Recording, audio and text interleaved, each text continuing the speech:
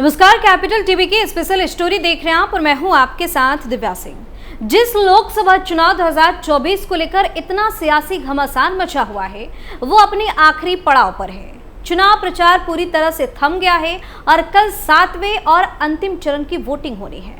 4 जून को रिजल्ट सामने आ जाएगा। जैसे जैसे नतीजों का दिन करीब आ रहा है, बीजेपी की लहर बढ़ती जा रही है और बीजेपी अपने जबरदस्त जीत की तरफ आगे बढ़ रही है।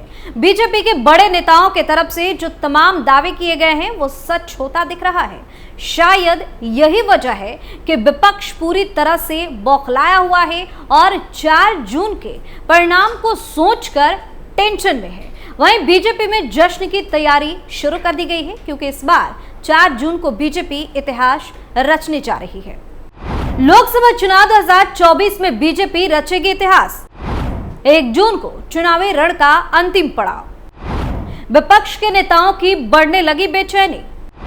4 जून को बीजेपी में जश्न की तैयारी। लोकसभा चुनाव 2024 में बीजेपी इतिहास रचने जा रही है। रिजल्ट तो 4 जून को आएगा, लेकिन कल यानी 1 जून को वोटिंग के बाद लगभग सब कुछ क्लियर हो जाएगा। इस बार पीएम मोदी के 400 पार के दाव से विपक्ष घबराया हुआ है, क्योंकि उसे भी पता है कि अगर पीएम मोदी ऐसा कह रहे हैं तो मतलब साफ है कि बीजेपी को प्रचंड जीत मिल रही है और फतह हासिल करके रहेगी। बता दें कि कल शाम से ही चुनाव प्रचार थम गया है, लेकिन इससे पहले पीएम और बीजेपी के बड़े बड़े नेताओं के दिए गए बयान ने विपक्ष के तमाम नेताओं की नींद उड़ा दी है। इतना ही नहीं, इनके पोलिंग एजेंट से मिल रही रिपोर्ट के बाद तो घर में मातम वाली स्थिति बनी हुई है, यानी कि विपक्ष बीजेपी को टक्कर भी देता नहीं दिख रहा। स्पेशल स्टोरी में आगे बताएंगे कि कैसे 4 जून को बीजेपी कर रही है जश्न की तैयारी, पीएम मोदी के साधना पर क्यों हुई सियासी बयानबाजी तेज। लेकिन सबसे पहले बात इस बार के चुनाव में पीएम मोदी के जबरदस्त मेहनत की। लोकसभा चुनाव 2024 के लिए प्रधानमंत्री नरेंद्र मोदी ने पंजाब के होशियारपुर में आखिरी रैली को संबोधित किया। इसके बाद वह साधना करने के लिए कन्याकुमारी निकल गए। इस चरण में पीएम मोदी की लोकसभा सीट वाराणसी पर भी वोटिंग होगी, जहां उनके सामने इंडिया गठबंधन में शामिल कांग्रेस के प्रत्याशी अजय राय हैं। वहीं पीएम मोदी ने उन्हें लगातार 2 बार हराया है। प्रधानमंत्री ने इस चुनाव में इतिहास रचा है और कड़ी मेहनत करते हुए ताबड़तोड़ रैलियां भी की है। इस लोकसभा चुनाव में प्रधानमंत्री ने भारतीय जनता पार्टी यानी कि बीजेपी के चुनाव प्रचार की कमान संभाली हुई थी। उन्होंने एक दिन में कई रैलियों को संबोधित किया और केंद्र सरकार की उपलब्धियों के बारे में आमजन को बताया। प्रधानमंत्री ने अपने चुनाव प्रचार के दौरान 206 रैलियों को संबोधित किया। उन्होंने ना धूप देखी और ना ही छांव, वे लगातार आमजन से संपर्क साधते रहे। पीएम मोदी ने रैलियों के साथ कई इवेंट और रोड शो भी किए हैं। उन्होंने रिकॉर्ड स्तर पर मीडिया कर्मियों को इंटरव्यू दिए हैं, जिनकी संख्या 80 है। इस दौरान उन्होंने विपक्ष की ओर से लगाए जा रहे आरोपों का एक कर जवाब भी दिया है। साथ ही साथ सरकार के 10 सालों के कामकाज का लेखा जोखा भी रख दिया। उन्होंने हर बार जिक्र किया है कि इस सरकार ने भ्रष्टाचार के खिलाफ जीरो टॉलरेंस की नीति अपनाई है और आगे भी भ्रष्टाचार के खिलाफ कदम उठाती रहेगी। इतना ही नहीं, प्रधानमंत्री मोदी ने अपने तीसरे कार्यकाल के पहले 125 दिनों का रोड मैप भी तैयार कर लिया है।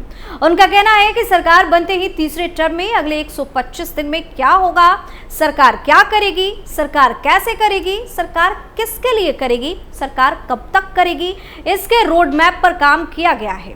इसमें भी 25 दिन विशेष तौर पर युवाओं के लिए केंद्रित किए गए हैं। अगले 5 साल में कौन से बड़े फैसले लेने हैं, इसकी भी रूपरेखा खींची जा चुकी है।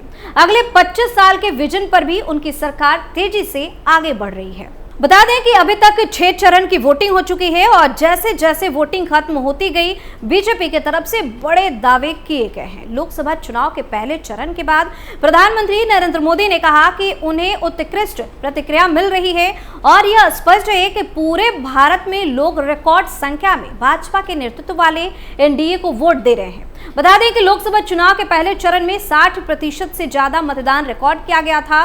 वहीं दूसरे चरण की वोटिंग के बाद पीएम ने पोस्ट कर लिखा कि दूसरा चरण बहुत अच्छा रहा। भारत भर के लोगों का आभार जिन्होंने आज मतदान किया।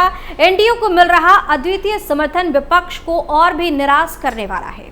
मतदाता एनडीए का सुशासन चाहते हैं। युवा और महिला मतदाता एनडीए को मजबूत समर्थन दे रहे हैं। वहीं तीसरे चरण के बाद पीएम ने कहा कि पहले चरण में विपक्ष पस्त पड़ गया था, दूसरे चरण में विपक्ष ध्वस्त हो गया था और तीसरे चरण के बाद जो थोड़े थोड़े तारे दिखते हैं वो भी अब अस्त होने तय हो जाएंगे, क्योंकि पूरे देश ने तय कर लिया है कि फिर एक बार मोदी सरकार।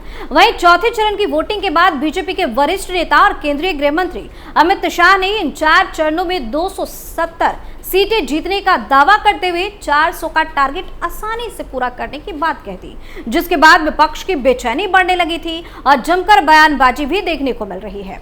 वहीं 5वें चरण की वोटिंग के बाद अमित शाह का बयान आया और उन्होंने कहा कि 5 चरणों में 310 सीटों को पार कर लिया गया है, जबकि मुख्य विपक्षी दल कांग्रेस को 40 संसदीय सीटें भी नहीं मिल रही हैं।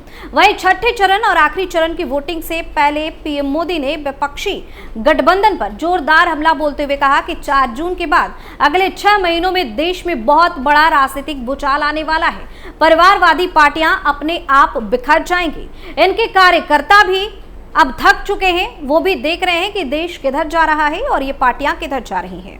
वहीं कल होशियारपुर में आखिरी रैली को संबोधित करने के बाद पीएम मोदी 30 मई से 1 जून तक तमिलनाडु के कन्याकुमारी में ध्यान लगाने पहुंचे। वहीं पीएम मोदी की साधना पर विपक्ष की तरफ से जमकर बयानबाजी की जा रही है। ममता बनर्जी ने कहा है कि कोई भी वहां जा सकता है और ध्यान कर सकता है। क्या कोई ध्यान करते समय कैमरा लगाता है? हर साल चुनाव से 48 घंटे पहले ध्यान के नाम पर एसी रूम में जाकर बैठ जाते हैं। मैंने सोचा था कन्याकुमारी जाऊंगी, लेकिन फिर पता चला मुझे नहीं पता कि कोई भी दल कुछ क्यों नहीं बोलता। मुझे दुख हो रहा है।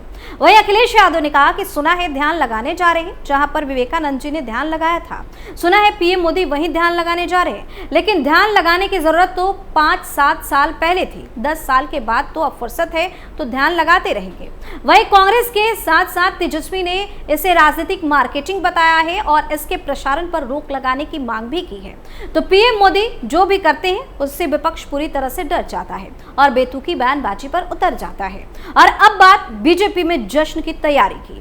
लोकसभा चुनाव 2024 अब अपने अंतिम पड़ाव पर पहुंच चुका है। 1 जून यानी कल अंतिम चरण की वोटिंग होगी और 4 जून को सुबह काउंटिंग शुरू होगी और शाम तक नई सरकार की तस्वीर भी साफ हो जाएगी।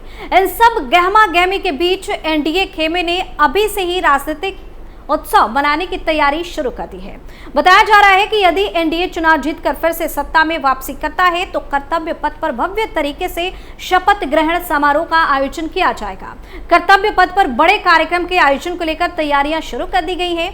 बता दें कि इससे पहले राष्ट्रवादी कांग्रेस पार्टी यानी कि एनसीपी प्रमुख अजित पवार ने भी इसके संकेत दिए हैं। मीडिया रिपोर्ट के अनुसार चुनावी परिणाम यदि एनडीए के पक्ष में रहता है तो 9 जून को शपथ ग्रहण का आयोजन किया जाएगा। एनडीए राष्ट्रपति भवन के प्रांगण के बजाय इस बार कर्तव्य पथ पर शपथ ग्रहण आयोजित करना चाहता है। मीडिया रिपोर्ट के अनुसार चुनाव परिणाम आने के बाद कर्तव्य पथ पर शपथ ग्रहण समारोह के आयोजन से जुड़ी योजना को अंतिम रूप दिया जाएगा। वहीं इसको लेकर 24 मई को केंद्र सरकार के सूचना एवं प्रसारण विभाग के विंग में बैठक भी हुई। महत्वपूर्ण बैठक में ऑल इंडिया रेडियो और दूरदर्शन के अधिकारी भी मौजूद रहे। इसमें शपथ ग्रहण समारोह के कवरेज को लेकर चर्चा की गई। लोकसभा चुनाव में यदि एनडीए को जीत मिलती है तो शपथ ग्रहण समारोह कर्तव्य पथ पर आयोजित करने की प्लानिंग है।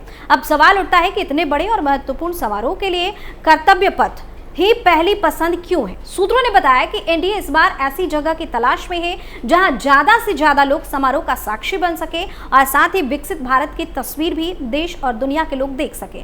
बता दें कि कर्तव्य पथ महत्वाकांक्षी सेंट्रल विस्टा प्रोजेक्ट का सेंटरपीस है। इस प्रोजेक्ट का निर्माण भी काफी हद तक पूरा हो चुका है। ऐसे में यदि यहाँ शपथ ग्रहण समारोह का आयोजन किया जाएगा तो विकसित भारत की झलक से लोग रूबरू हो सकेंगे। दूसरी बड़ी वजह यह है कि कर्तव्य पथ पर ज्यादा से ज्यादा लोगों को एकोमोडेट किया जा सकता है। तो 4 जून को बीजेपी इतिहास रचने वाली है और प्रचंड जीत के साथ एक बार फिर से मोदी सरकार का आगमन हो रहा है, जिससे विपक्ष पूरी तरह से हिल गया है और 4 जून को हार का ठिकरा किस पर फोड़ना है उसकी तैयारी में लग गया है। इतना ही नहीं, खबर तो यह भी है कि विपक्षी पार्टियां आपस में ही भिड़ गई हैं और बीजेपी की जीत का दोषी एक दूसरे को ठहरा रही है। स्पेशल स्टोरी में फिलहाल के लिए इतना ही। आप अपनी राय हमें कमेंट करके जरूर बताएं। देखते रहिए कैपिटल टीवी। नमस्कार।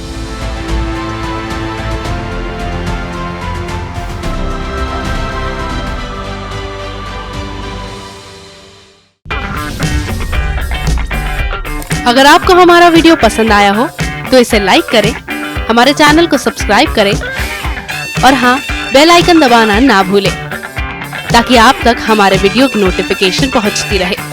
आप अपना सुझाव हमें कमेंट बॉक्स में दे सकते हैं। हमारे साथ जुड़ने के लिए शुक्रिया।